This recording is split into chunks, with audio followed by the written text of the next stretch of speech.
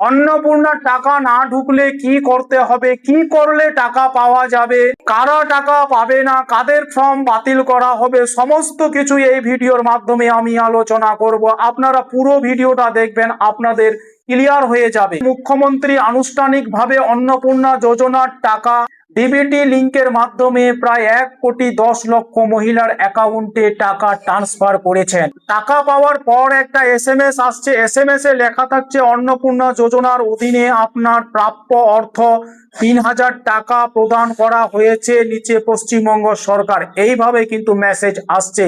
যার টাকা ঢুকেছে তারও মেসেজ আসছে, যার টাকা এখনো পর্যন্ত ঢুকেনি তারও কিন্তু মেসেজ আসছে। এবার 1,60,00,000 মহিলারা অন্নপূর্ণা যোজনায় আবেদন করেছেন। এবার এখান থেকে অনুমোদন পেয়েছে 1,30,00,000 বেশি মহিলারা বিবেচিত হয়েছে। এবার 1,60,00,000 মহিলাদের মধ্যে 26 লক্ষ মহিলার নাম বাতিল করা হয়েছে, কারণ এরা ক্রাইটেরিয়া ফিল আপ করেননি, সেই জন্য বাতিল করা হয়েছে। এবার আসি কোন কোন মহিলারা টাকা পাচ্ছেন। যারা সঠিক সম্পূর্ণভাবে ফর্ম ফিল আপ করেছেন, অনলাইন হোক অফলাইন হোক, সঠিকভাবে ফিল আপ করেছেন তারাই কিন্তু টাকা পাচ্ছেন। যাদের ডিবিটি লিংক ব্যাংক অ্যাকাউন্টের সঙ্গে সক্রিয়ভাবে রয়েছে তারাই কিন্তু টাকা পাচ্ছে। আর যাদের অনুমোদনটা সফলভাবে ভেরিফিকেশন হয়েছে, চূড়ান্ত তালিকায় নাম রয়েছে, তারাই কিন্তু টাকা পাচ্ছে।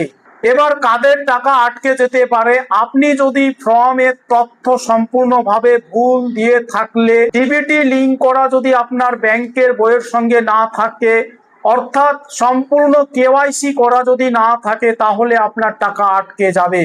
ফর্মে যোগ্যতার শর্তাবলী ঠিকভাবে ফিল আপ না করলে এদের টাকা কিন্তু আটকে যাবে। এবার আপনার ব্যাংকে অন্নপূর্ণার টাকা না এলে কি করবেন সবই আমি বলছি। প্রথমে আপনাকে মোবাইলে এসএমএস চেক করতে হবে, তারপরে আপনাকে ব্যাংকে যেতে হবে টাকা ঢুকেছে কিনা। একটু আপনাকে 4-5 দিন অপেক্ষা করতে হবে। সব ব্যাংকে একসঙ্গে টাকা ঢুকে না, সার্ভারের কারণ হতে পারে। 4-5 দিন পর আপনার অ্যাকাউন্টে কোনো টাকাই ঢুকলো না, তাহলে আপনাকে কি করণীয়?